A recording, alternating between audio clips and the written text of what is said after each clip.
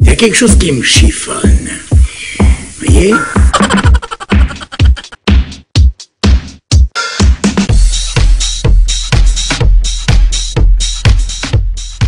But for now, what I want to go into is some other ways that Masons might identify each other.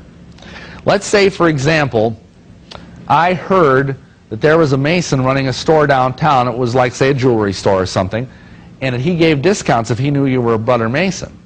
So I would walk in there, and I would say something like this. I'd talk to the manager, and I'd say, I see you're a traveling man. And he would say, yes, I travel from west to east and from east to west again. And you would say, in search of what? And he would say, in search of that which was lost.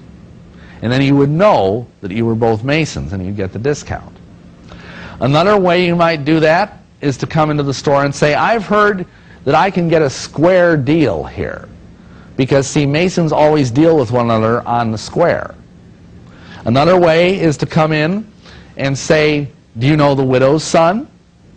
Now, of course, if you say this to somebody who's, you know, not a Mason, they just kind of look at you, okay, right, you know, why don't you go get a life, fella? And that's the end of it. But if he's a Mason, he knows that you are a Mason and you'll get whatever benefits you're looking for. And basically, that's how much business is done. In a couple minutes, we're going to get into that. We're going to talk about how Masons often use Masonry to grease the wheels of business and of making of deals and things like that.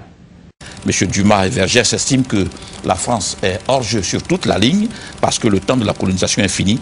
Ils considèrent le président Laurent Gbagbo comme le dirigeant qui incarne l'Afrique nouvelle. Les deux personnalités françaises, au terme de cette rencontre, ont fait savoir que ce que vit la Côte d'Ivoire n'est rien d'autre qu'une volonté du pouvoir français de nier la souveraineté d'un État indépendant. Il y a quelque chose qui me chiffonne.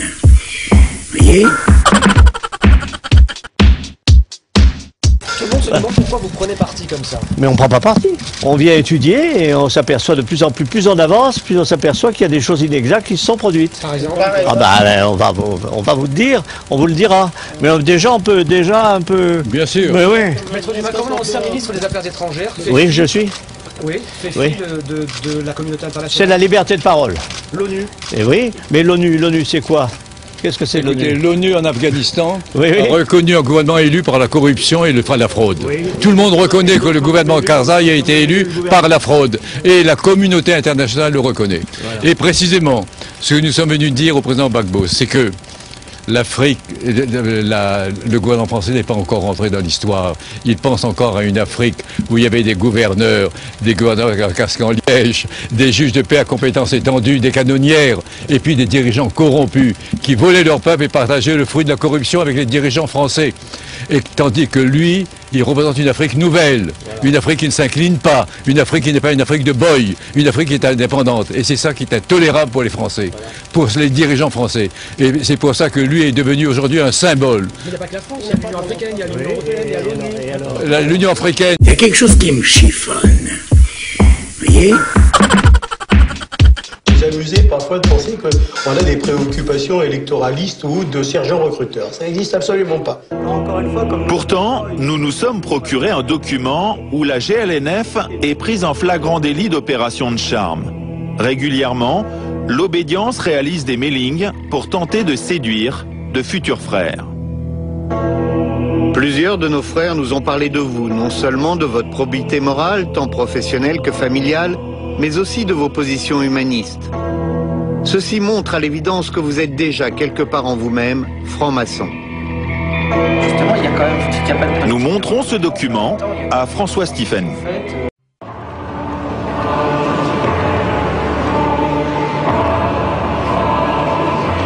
L'Assemblée générale de la Grande Loge nationale française. Des hauts dignitaires francs-maçons du monde entier se réunissent comme chaque année. Plus de 2000 personnes regroupées pour un déploiement de force hors du commun. C'est au rythme d'une musique de Vangelis, intitulée à la conquête du paradis, que les plus hauts responsables des différentes loges étrangères entrent dans le cénacle et s'installent aux places d'honneur sous le regard des frères qui ont été invités. Un écran géant a même été prévu pour la circonstance. Éminentissime et suprême grand prieur du Grand Prieuré des ordres unis maçonniques, religieux et militaires du Temple et de Saint-Jean de Jérusalem, Palestine, Rhodes et Malte pour la France. La Grande Loge nationale française a mis au point une stratégie originale pour se développer.